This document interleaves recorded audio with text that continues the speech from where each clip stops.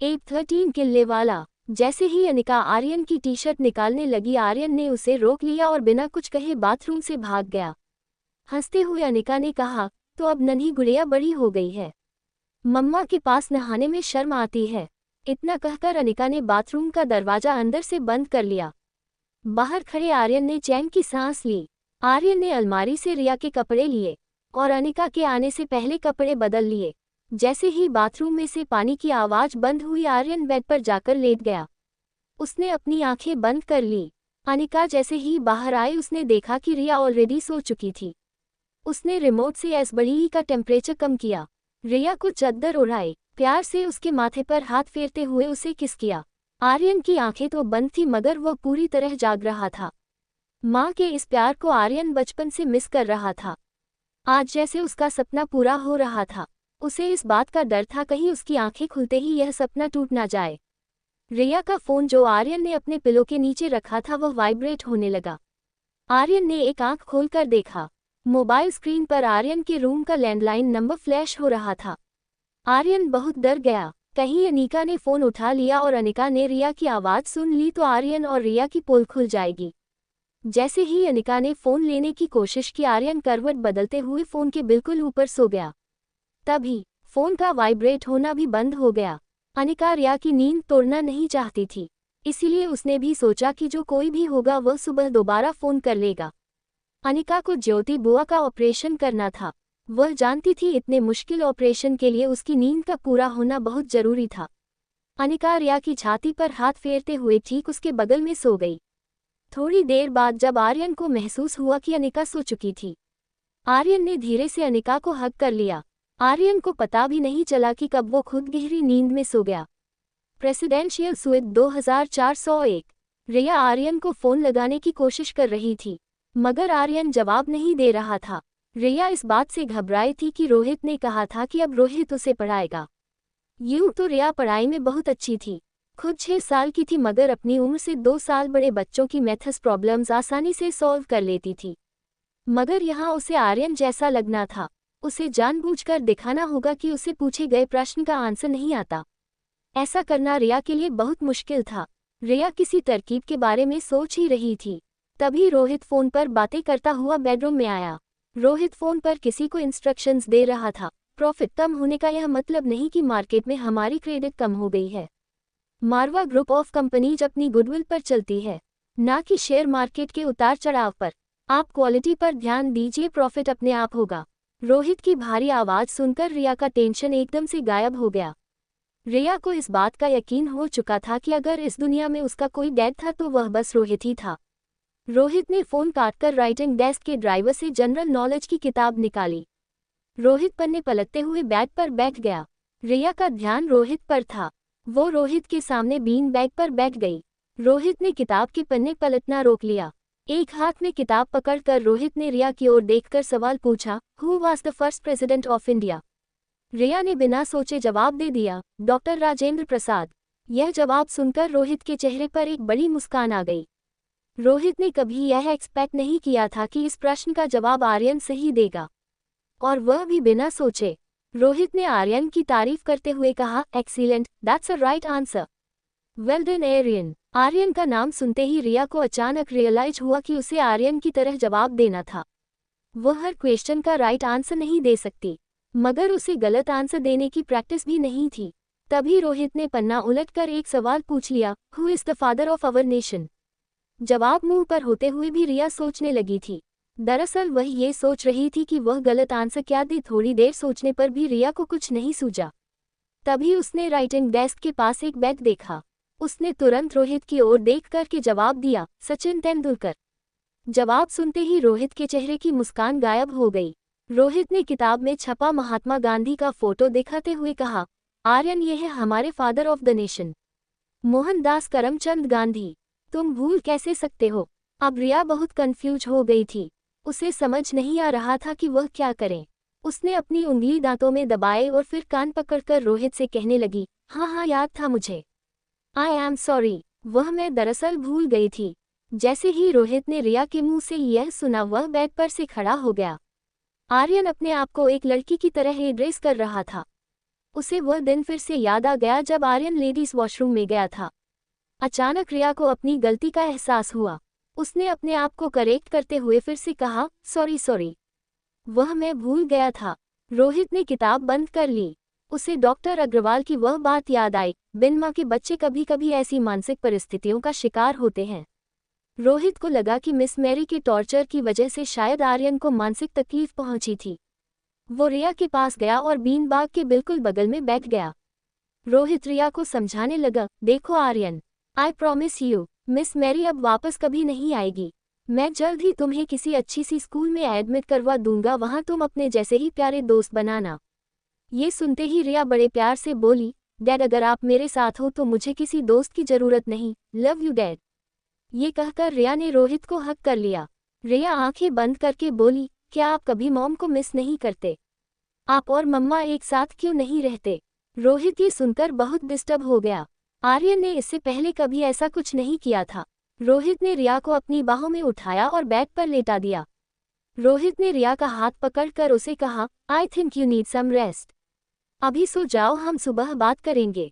इतना कहकर रोहित ने कमरे की लाइट ऑफ की और बेडरूम के बाहर चला गया। बेडरूम के बाहर आते ही रोहित बालकनी में चला गया। रोहित की चिंता आर्यन के लिए दिन ब दिन बढ़ रही थी। उसे आर्यन की मानसिक हालत को लेकर बहुत फिक्र थी। तभी अचानक रोहित को एक बात याद आई। अनिका ने नीचे लॉबी में रोहित को वार्न किया था कि आर्यन की टीचर उसे टॉर्चर कर रही थी। रोहित शॉक हो गया। वह सोचने लगा, आखिर ये सारी बातें अनिका को कैसे पता चली? क्या आर्यन किसी तरह अनिका के कांटेक्ट में था?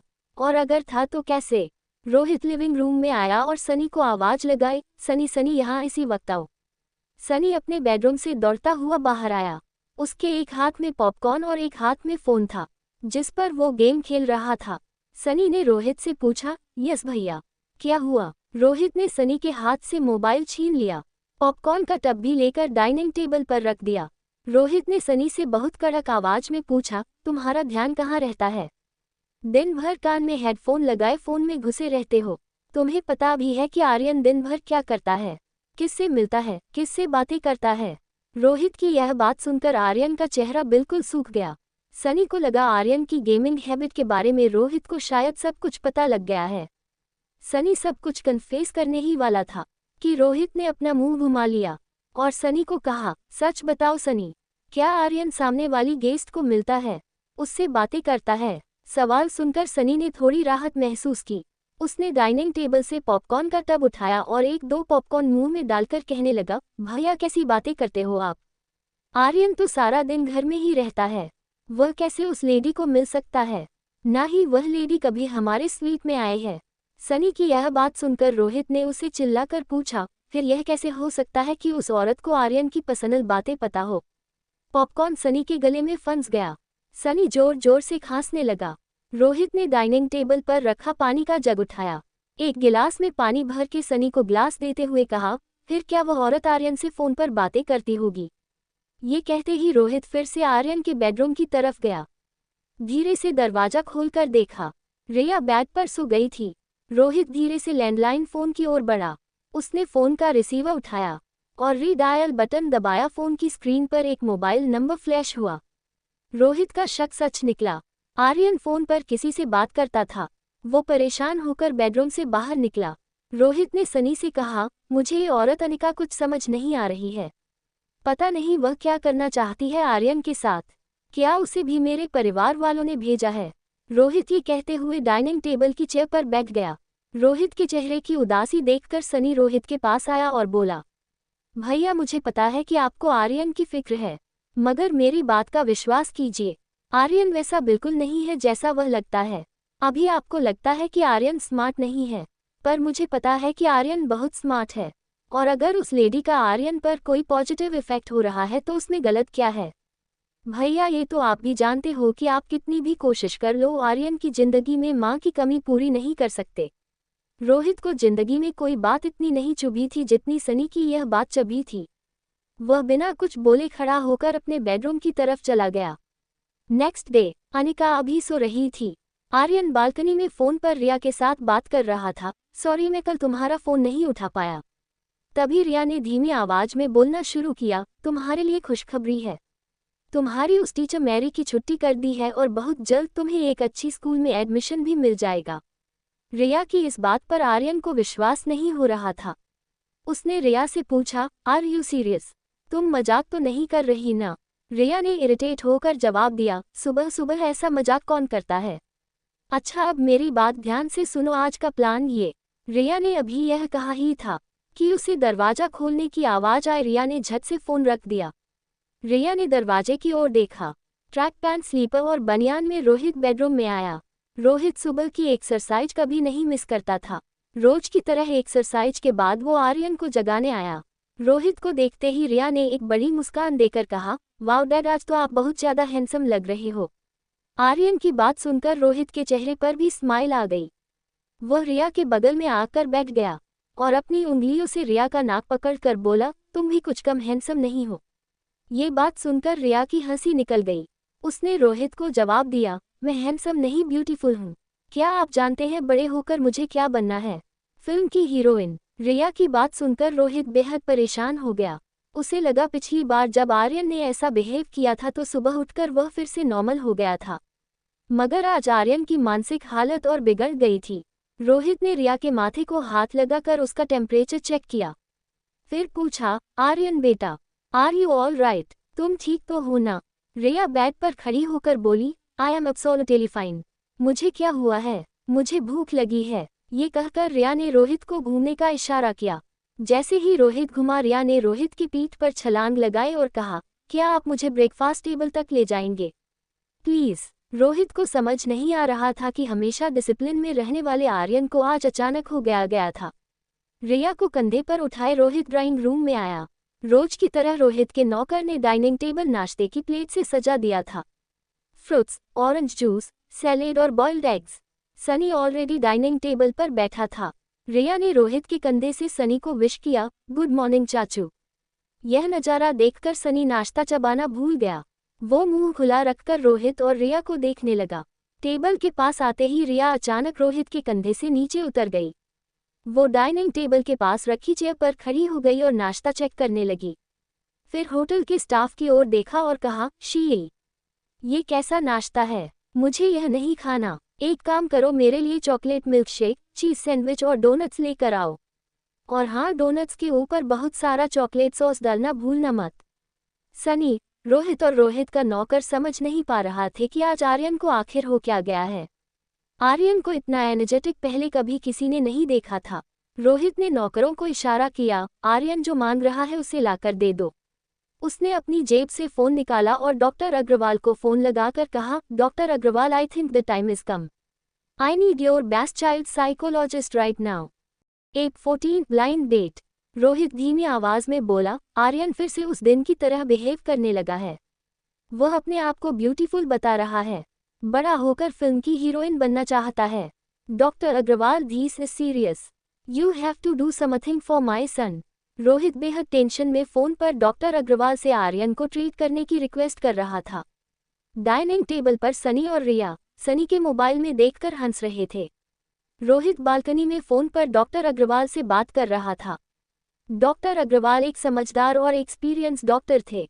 वैसे तो रोहित उनकी हॉस्पिटल का मालिक था, मगर रोहित को डॉक्टर अग्रवाल के लिए बहुत रिस्पेक्ट थी। डॉक्टर अग्रवाल ने रोहित को समझाते हुए कहा, देखो रोहित, हर इंसान की अपनी प्रेफरेंस होती है। उसे कोई चीज़ अच्छी लगती है, कोई चीज़ बुरी लगती है। हम कितनी भी कोशिश करें, हम किसी बच्चे के अंदर जबरदस्ती किसी भी चीज़ के लिए प्यार या नफरत पैदा नहीं कर सकते। ये सब कुदरती होता है, यू नो, बाय बर्थ। जैसे मुझे कॉफ़ी पसंद है तो तुम्हें चाय। आर्यन को शायद वह सारी चीज़ अच्छी लगती है जो आमतौर पर लड़कियों को पसंद हो। ये कोई बीमारी नहीं है। इससे ना तो उसकी हेल्थ का कोई लेना देना और ना ही उसकी मानसिकता का। He is S normal S U and me. जब रोहित ने इन चीज़ों पर कोई रिएक्शन नहीं दिया तो डॉक्टर अग्रवाल ने एक लंबी सांस छोड़ते हुए कहा, देखो Rohit, I will send doctor Ayesha as soon as possible. Till then, जितना हो सके आर्यन को खुश रखो। Make observations and note down. We will do the best we can for Aryan. Rohit ने धीमी आवाज में डॉक्टर अग्रवाल से कहा, thank you very much. Rohit phone काटने वाला था तब डॉक्टर अग्रवाल ने उसे रोकते हुए कहा, होल्ड रोहित, एक्चुअली मैं तुम्हें कॉल करने ही वाला था। आज शाम को डॉक्टर अमृता हमारे हॉस्पिटल में सर्जरी करने वाली है। I thought you would like to meet her. Rohit को इस वक्त आर्यन का टेंशन तो जरूर था, मगर डॉक्टर अमृता को मिलना उसके लिए उतना ही जरूरी था। वह अपनी दादी के इलाज के लिए डॉक्टर अमृता से किसी भी तरह मिलना चाहता था। रोहित ने डॉक्टर अग्रवाल से कहा, डॉक्टर प्लीज मेक श्योर मैं डॉक्टर अमृता से 5 मिनट के लिए मिल पाऊं। रोहित की बातों में अर्जेंसी देखकर डॉक्टर अग्रवाल ने उसे कहा, ऑफ कोर्स, मुझे पता है ये तुम्हारे लिए कितना इम्पोर्टेंट है। तुम ठीक 5 बजे हॉस्पिटल आ जाना। आई विल मेक श्योर कि वह तुम्हें मिले। रोहित ने डॉक्टर अग्रवाल को थैंक्स कहकर फोन काट दिया। डाइनिंग टेबल पर सनी धीरे से रिया को पूछने लगा, वैसे गुरु, तुमने कल रात को गेम में लॉगिन क्यों नहीं किया? सब लोग तुम्हारा इंतजार कर रहे थे। फ्रांस की टीम हमारी इंडियन टीम पर भारी पड़ गई। अगर तुम होते तो ऐसा नहीं होता, हम जीत गए होते। तब रिया ने बिना सोचे सनी को सलाह देना शुरू कर दिया, कितनी बार कहा है फ्रांस की टीम का अटैक स्ट्रांग है पर उनका डिफेंस कमजोर है। अगर तुम टीम बनाकर उनके डिफेंस को तोड़ो तो उन्हें हराना आसान है। और तुमसे भी मैंने कितनी बार कहा है, तुम गेम खेलते वक्त ये ध्यान रखो, आर्म्स एंड एम्यूनिशन के साथ हेल्थ हमेशा 60% के ऊपर रखनी चाहिए। सनी पहली बार आर्यन के सामने बैठकर यह सारी बातें कर रहा था। कोई बात को लेकर बहुत एक्साइट हो रहा था कि जिसे वह गुरु मानता है, जो गेमिंग दुनिया का सुपरस्टार है, वह स्वीट एंजल और कोई नहीं बल्कि उसका अपना भतीजा आर्यन था। सनी के मन में एक डाउट था जिसे वह क्लियर करना चाहता था। उसने आर्यन से पूछा, एक बात बताना, तुम ये गेम में लॉगिन करते कहाँ से हो? रिया को समझ में आ गया कि ज़्यादा प्रश्नों का उत्तर देने से कंफ्यूजन बढ़ सकता था, जिससे उसकी और आर्यन की पोल खुल सकती थी। रिया ने जवाब नहीं दिया। उसने सनी की तरफ देखकर एक आंख मारी। सनी भी समझ गया कि कुछ राज ही रहे तो अच्छा होता है। बालकनी में ट्रेडमिल पर चल रहे रोहित ने सनी को अपने पास बुलाया। टॉवल से अपना शरीर का पसीना पोंछते हुए रोहित ने सनी से पूछा, क्या बात कर रहे थे तुम आर्यन के साथ? आज तक तो मैंने तुम्हें और आर्यन को इस तरह बातें करते हुए नहीं देखा। इस पर सनी हड़बड़ा कर बोला, कुछ नहीं, पूछ रहा था कि उसे स्कूल जाकर पढ़ना ज्यादा पसंद है या फिर होम टीचिंग। रोहित और सनी अभी बात कर ही रहे थे कि पीछे से रिया ने आवाज लगाई, excuse me gentleman, I am going to the shower. उसके बाद मैं और डैड मूवी देखने जाएंगे। एंड चाचू प्लीज आप देखिए मेरा चॉकलेट मिल्कशेक और चॉकलेट डोनट तैयार हुए या नहीं। इतना कहकर रिया अपने बेडरूम में चली गई और दरवाजा भी बंद कर दिया। रोहित और सनी समझ नहीं पा रहे थे कि आज आर्यन के साथ हुआ क्या था। आर्यन में इतना कॉन्फिडेंस आखिर आया कहाँ से था? जो आर्यन अपना नाम बोलने से भी डरता था, वह आज सुबह से किसी विंग कमांडर की तरह सबको ऑर्डर किए जा रहा था। बेडरूम में शावर में जाने से पहले रिया ने आर्यन का वार्डरोब खोला और उसकी पसंद के कपड़े निकाल लिए। ब्लू जीन्स और ब्लैक टी शर्ट। आर्यन का स्पोर्ट्स शूज का कलेक्शन भी रिया को बहुत पसंद आया। रिया ने गौर से बेडरूम की दीवारों पर आर्यन की लगी तस्वीरें देखी। उसे अब भी यकीन नहीं हो रहा था कि कैसे कोई बिल्कुल उस जैसा दिख सकता था। आर्यन और रोहित की एक तस्वीर पर रिया की नज़र अटक गई। तभी रिया को एहसास हुआ कि अगर आर्यन उसका क्लोन नहीं है तो हो सकता है वही उसका खोया हुआ जुड़वा भाई हो और रोहित मारवा उसके डैड। इस सोच ने रिया का विश्वास पक्का कर दिया था कि रोहित ही उसका डैड था। आर्यन और कोई नहीं पर उसका खोया हुआ भाई था। रिया की आंखों में आंसू थे लेकिन उसके चेहरे पर एक बड़ी स्माइल। उसने जल्दी से लैंडलाइन से आर्यन को फोन लगाया। जैसे ही आर्यन ने फोन उठाया, रिया ने उससे कहा, तुम मेरे जुड़वा भाई हो। इसके आगे मैं तुम्हें अभी कुछ नहीं समझा पाऊंगी। अब मैं जो कहती हूँ वह ध्यान से सुनो और उसे फॉलो करो। आर्यन रिया की बात पर कुछ रिएक्ट करता या समझ पाता उससे पहले रिया ने अपनी अगली इंस्ट्रक्शन दे दी और कहा, देखो मैंने डैड से कहा है कि वह मुझे फिल्म देखने ले जाएं। तुम भी मम्मा के साथ पास वाले थिएटर में आ जाओ। आर्यन बालकनी में जाकर चुपके से बात कर रहा था। उसने रिया से पूछा, मगर मैं उनसे क्या कहूँ?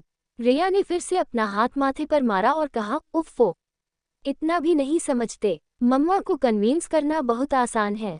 उनके सामने जाओ, प्यारी सी स्माइल दो और कहो आज मुझे मूवी देखने का मूड है। बस मम्मा सारे काम छोड़कर तुम्हें मूवी दिखाने ले आएगी। मैं चाहती हूँ कि मम्मा और डैड एक दूसरे के साथ बैठकर फिल्म देखें। मैं डैड को पहले ही थिएटर के अंदर ले जाऊं। तुम सिर्फ इतना ध्यान रखना कि थिएटर में अंधेरा होने के बाद तुम मम्मा को लेकर अंदर आना, फिर मेरे साथ वाली सीट पर बैठ जाना। We are taking our parents on a movie date. अब जल्दी करो, बहुत जल्द हम चारों एक साथ एक ही घर में रहने वाले हैं। इतना कहकर रिया ने फोन रख दिया और आर्यन के कपड़े लेकर बाथरूम में चली गई। Presidential suite 2502। ये सुनकर आर्यन बहुत खुश हो गया कि अनिका ही उसकी मॉम थी। उसने बेडरूम में जाकर अनिका को देखा तो अनिका अभी भी सो रही थी। उसे ज़्यादा से ज़्यादा नींद लेनी थी ताकि बुआ के ऑपरेशन के वक्त उसे फिजिकल या मेंटल थकान महसूस ना हो। आर्यन को जो भी करना था बहुत जल्दी करना था। फिल्म बस कुछ ही देर में शुरू होने वाली थी। आर्यन बेड पर चढ़ गया। दबी सी नाजुक नाक, गोरा रंग, लाल गाल देखकर आर्यन को लगा जैसे उसके अपने चेहरे की बनावट बिल्कुल अनिका के चेहरे जैसी थी। अनिका को देखकर रिया की बातों में आर्यन का विश्वास और भी पक्का हो गया। अनिका ही आर्यन की मॉम थी। आर्यन अनिका को झटके से नहीं उठाना चाहता था, इसलिए धीमी और प्यारी आवाज में अनिका को बुलाने लगा, मॉम मॉम जागो मॉम, इट्स मॉर्निंग। अनिका ने जब धीरे धीरे आंखें खोली तो उसके सामने आर्यन का प्यारा चेहरा था। उसने अपने दोनों हाथों से आर्यन के चेहरे को पकड़कर उसे चूम लिया। फिर उसे अपनी बगल में सुलाकर हक करके बोली, good morning my sunshine. Very good morning. क्या बात है, आज सुबह सुबह इतना प्यार आ रहा है मम्मा पर? कुछ चाहिए तुम्हें? आर्यन तो चाहता था कि बस सारा दिन अनिका उसे यूं ही प्यार करती रहे, मगर उसे रिया की इंस्ट्रक्शंस भी फॉलो करने थे। आर्यन ने बड़े ही पोलाइटली अनिका से पूछा, मॉम क्या हम फिल्म देखने जा सकते हैं प्लीज? अगर रिया ने ऐसी जिद किसी और दिन की होती तो अनिका बिल्कुल नहीं मानती, मगर आज जिस तरह से आर्यन ने रिक्वेस्ट की थी वह उसे मना नहीं कर पाई। ऑपरेशन 5 बजे का था। अनिका ने सोचा कि 3 घंटे की फिल्म पूरी करके वो हॉस्पिटल चली जाएगी। उसने आर्यन के सर पर हाथ घुमाते हुए कहा, okay darling, now come on get ready, हमें जल्दी निकलना होगा। दूसरी तरफ रिया आर्यन के कपड़े पहनकर बेडरूम से बाहर आया। रोहित फोन पर किसी से बात कर रहा था। वह कह रहा था, मेरी आज की सारी अपॉइंटमेंट कैंसिल कर दो, पहले मैं मेरे बेटे के साथ फिल्म देखने जाऊंगा और वहां से सीधा लाइफ केयर हॉस्पिटल। जो कहा वह करो, आज का दिन मेरी फैमिली के लिए बहुत इंपॉर्टेंट है।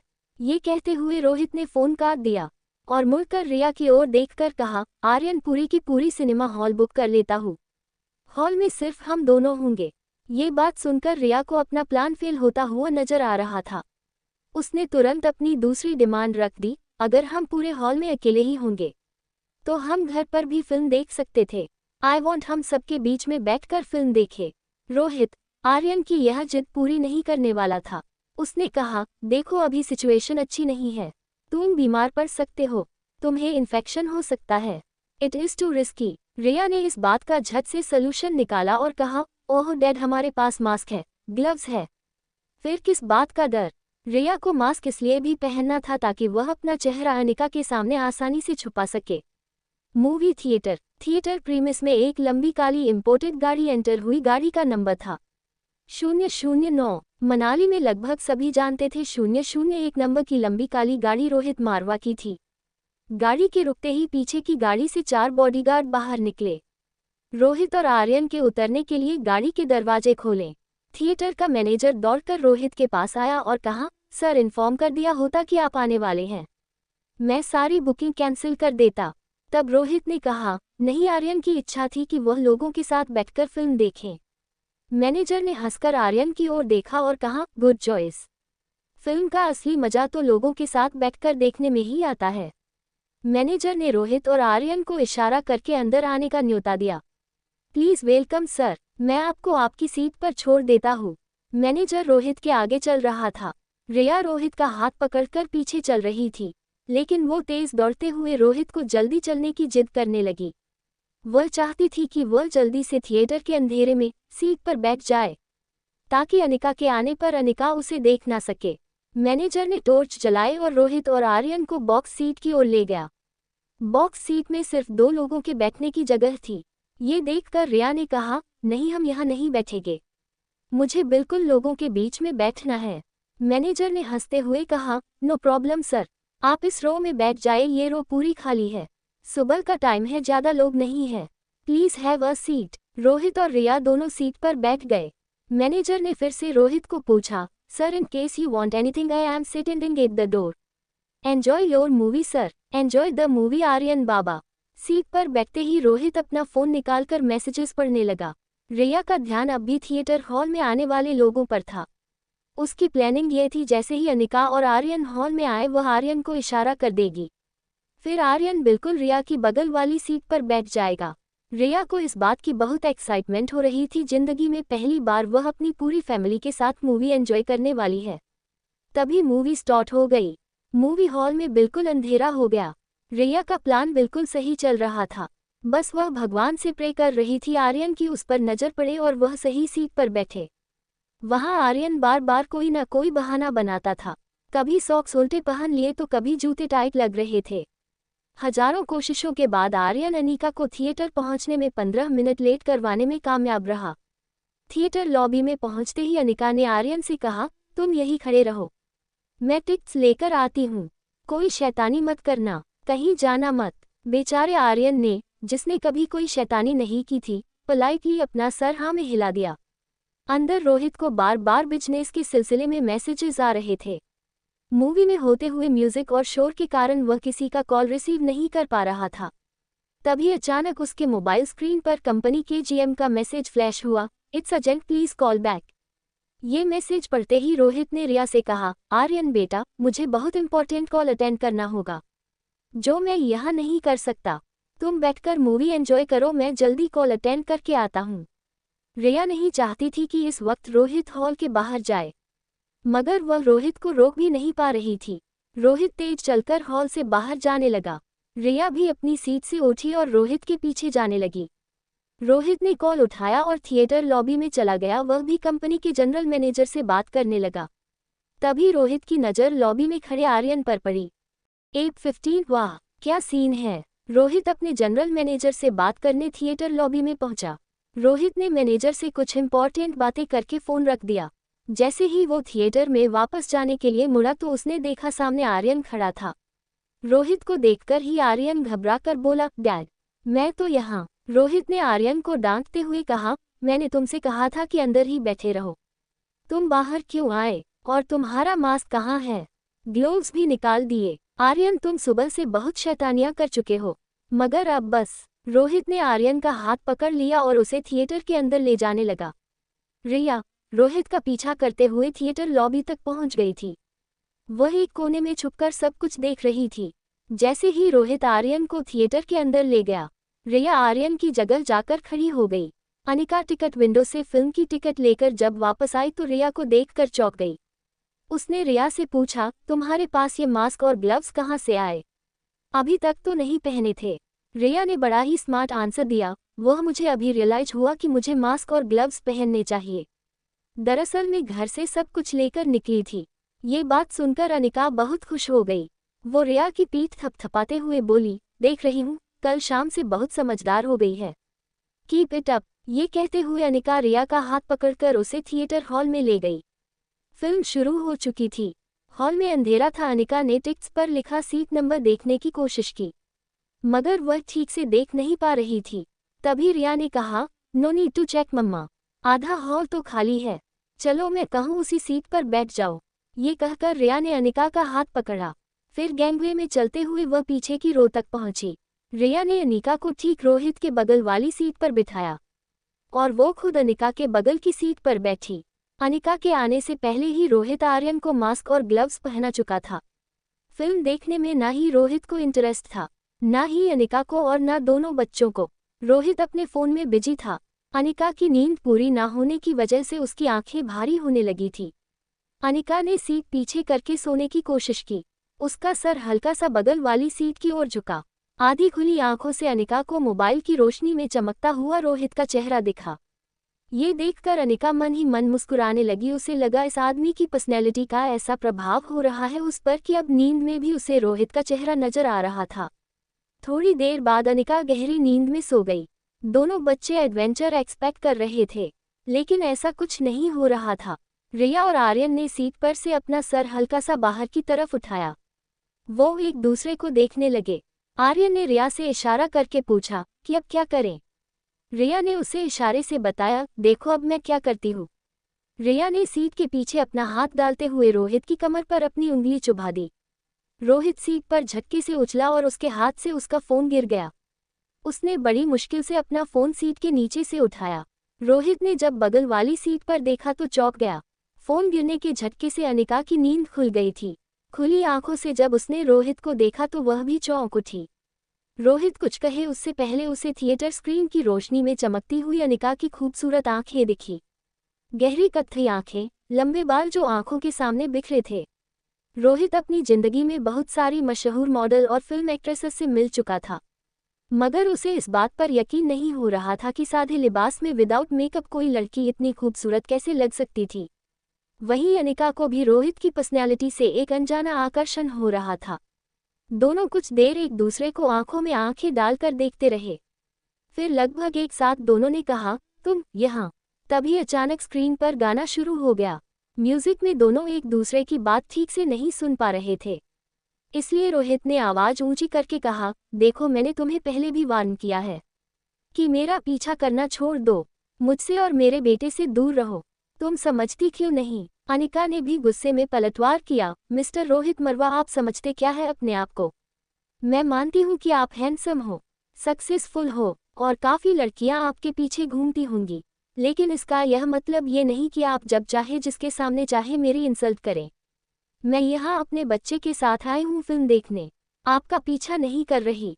रोहित को अंधेरे में रिया की शक्ल तो नहीं दिखाई दे रही थी, मगर उसे इतना जरूर दिख रहा था कि अनिका की बगल वाली सीट पर एक बच्चा बैठा है। रोहित अपनी आवाज थोड़ी नीचे करते हुए बोला, ऐसे कोइंसिडेंसेस हमारे साथ ही क्यों हो रहे हैं? आप मेरी ही होटल में आकर रुकी, रोज किसी न किसी बहाने से आप मुझसे टकरा जाती हैं। अजीब बात तो ये है कि आप मेरे बेटे की पर्सनल लाइफ की जानकारी मुझे देती है, जिसके बारे में मैं खुद नहीं जानता था, और अब मैं अपने बेटे के साथ फिल्म देखने आता हूँ। ठीक उसी शो में मेरी बगल वाली सीट पर आप आकर बैठ जाती हैं। इन सब का क्या मतलब समझूं मैं? अनिका रोहित को कोई जवाब नहीं दे पा रही थी, क्योंकि इन सारी चीज़ों का उसके पास कोई जवाब ही नहीं था।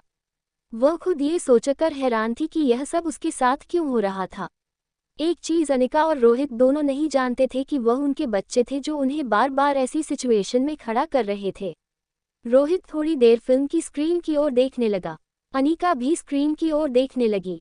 दोनों की नज़रें तो स्क्रीन पर थी, मगर मन ही मन दोनों अपने साथ हो रहे कोइंसिडेंस के बारे में सोच रहे थे। तभी अचानक फिल्म में हीरो हीरोइन का एक रोमांटिक सीन शुरू हो गया। अनिका और रोहित के लिए ये देखना थोड़ा ऑकवर्ड हो गया। रोहित कभी अपने मोबाइल को देखता तो कभी यहाँ वहाँ देखने लगा। अनिका भी अपने हाथों से बाल संवारने लगी और किसी तरह रोहित को देखना अवॉइड करने लगी। थोड़ी देर बाद रोहित ने चुप्पी तोड़ते हुए अनिका से कहा, देखिए I don't want to be rude, लेकिन मैं चाहता हूँ कि आप अपना कमरा बदल ले। आप होटल में दूसरा कोई भी कमरा चूज कर लीजिए, and your stay will be completely free. ये सुनकर अनिका की पेशेंस खत्म हो गई। उसने रोहित से कहा, इनफ मिस्टर रोहित, आप समझते क्या है अपने आप को? पैसा सिर्फ आपके पास है, मैंने अपने स्टे की एडवांस पेमेंट की है आपकी होटल को। आप इस तरह मुझे अपने कमरे से नहीं निकाल सकते। I will sue you. Rohit भी अपनी आवाज बढ़ाकर बोला, what? You will sue me? आप समझती क्या है अपने आप को? दोनों एक दूसरे पर उंगली उठाकर बात करने लगे। आगे की रो में बैठे एक बुजुर्ग ने कहा, अरे भाई, मियाँ बीवी के झगड़े को घर पर ही निपटाया करो, यहाँ आकर हमें डिस्टर्ब क्यों कर रहे हो? इस बात पर बाकी की ऑडियंस भी हंसने लगी। रोहित और अनिका को साथ बैठा देखकर लोगों को यही लग रहा था कि पति पत्नी अपने बच्चों के साथ फिल्म देखने आए हैं। रोहित अपनी सीट से खड़ा हो गया और उस बुजुर्ग को हाथ दिखाकर कहा, I am sorry uncle, please enjoy your movie. तब उस बुजुर्ग ने पलट कर कहा, अरे भाई, इतनी खूबसूरत जोड़ी है तुम्हारी, क्यों झगड़ा करते हो? फिर उन्होंने अपने बगल में बैठी अपनी वाइफ से कहा, पता नहीं आजकल की जनरेशन को हो क्या गया है। रोहित ने उस आदमी की मिसअंडरस्टैंडिंग को दूर करना जरूरी नहीं समझा। उसने आर्यन का हाथ पकड़ा और थिएटर हॉल से निकलने लगा। आर्यन ठीक रोहित के पीछे छुप गया ताकि निकलते वक्त अनिका उसे देख ना सके। जो कुछ भी हुआ उससे अनिका को गुस्सा तो बहुत आ रहा था, मगर कहीं ना कहीं उसे पता था कि रोहित एक अच्छा इंसान था।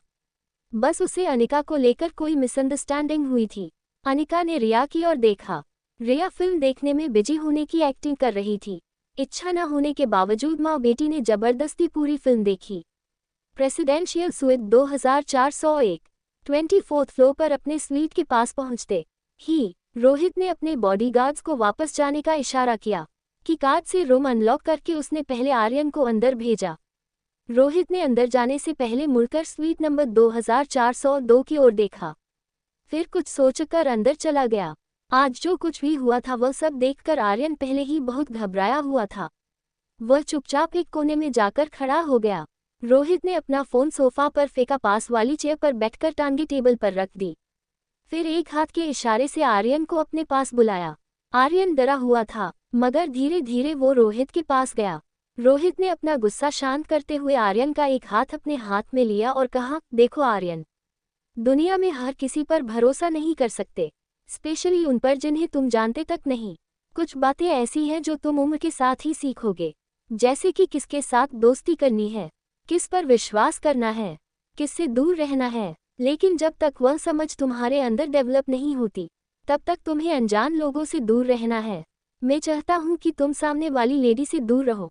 हो सकता है वो हमें नुकसान पहुँचाने आए हो। आर्यन को रोहित की ये बात बिल्कुल पसंद नहीं आई। आर्यन लगभग रोती हुई आवाज में बोला, नो डैड, वो बहुत अच्छी है, वो मुझे क्यों नुकसान पहुँचाएंगी, वो तो मेरी मॉम है। आर्यन के मुंह से ये सुनकर रोहित शॉक हो गया। उसने तुरंत आर्यन के दोनों हाथ पकड़कर पूछा, व्हाट, क्या कहा तुमने? मॉम? नहीं, वो तुम्हारी मॉम नहीं है, तुम्हारी कोई मॉम नहीं है। आर्यन ने पहले कभी इतनी हिम्मत नहीं दिखाई थी, मगर अनिका के बारे में गलत बात सुनते ही उसके अंदर हिम्मत आ गई थी। उसने मास्क और ग्लव्स उतारे। आर्यन की आंखों से आंसू टपकने लगे। उसने आवाज को बढ़ाकर सिसकियां लेते हुए रोहित से कहा, दुनिया में सबकी मॉम होती है, आपकी भी है, तो ये कैसे हो सकता है कि मेरी मॉम ना हो? आर्यन इतना कहकर अपने रूम में चला गया और दरवाजा अंदर से बंद कर लिया। रोहित समझ नहीं पा रहा था आखिर किस तरह अनिका ने आर्यन पर इतना प्रभाव छोड़ा था। होटल पैराडाइस इंटरनेशनल लिफ्ट 24वें फ्लोर पर आकर रुकी। जैसे ही दरवाजा खुला, रिया अनिका के पीछे छुप गई। फिर जैसे उसे पता चला कि कॉरिडोर में कोई नहीं है, वो दौड़कर अपने सूट के दरवाजे पर पहुंच गई। अनिका कार्ड से सूट अनलॉक करे तब तक रिया ने पीछे मुड़कर देखा ही नहीं। दरवाजा खुलते ही वो जल्दी से अंदर चली गई। अनिका के लिए रिया की ऐसी शरारतें रोज की बात थी। अंदर जाते ही अनिका को उसकी सेक्रेटरी राजलक्ष्मी का फोन आया। राजलक्ष्मी का फोन उठाते ही उसने अनिका से कहा, मैडम, मैं आपकी सेक्रेटरी हूँ, कम से कम मुझे ये जानने का हक तो है ना कि आज आप ऑपरेशन करने वाली हैं मनाली की लाइफ केयर हॉस्पिटल में। अनिका ने दोनों होठों को दबाते हुए कहा, आई एम सॉरी राज, मैं तुम्हें बताना भूल गई, I am really sorry. Rajalakshmi ने बड़ा ही रूखा जवाब दिया, it's okay ma'am, as usual. उनके हॉस्पिटल से मेल आया है, पूछ रहे थे आप कब तक आओगी एचसीएचसी, और डॉक्टर अग्रवाल ने आपका नंबर मांगा है, दे दूं? अनिका ने तुरंत कहा, नहीं, डोंट गिव माई नंबर, उनसे कह दो मैं टाइम पर पहुंच जाऊंगी, उन्हें फिक्र करने की जरूरत नहीं है, और हाँ, कुछ भी हो जाए उन्हें मेरा नंबर मत देना। राजलक्ष्मी को ये बात कुछ समझ नहीं आई, मगर बॉस का ऑर्डर था तो मानना तो पड़ता ही। राजलक्ष्मी ने कहा, ओके डॉक्टर, एस यू से। अच्छा, उन्होंने डॉक्टर्स की जो टीम सिलेक्ट की है वह मैं तुम्हें सेंड करती हूँ।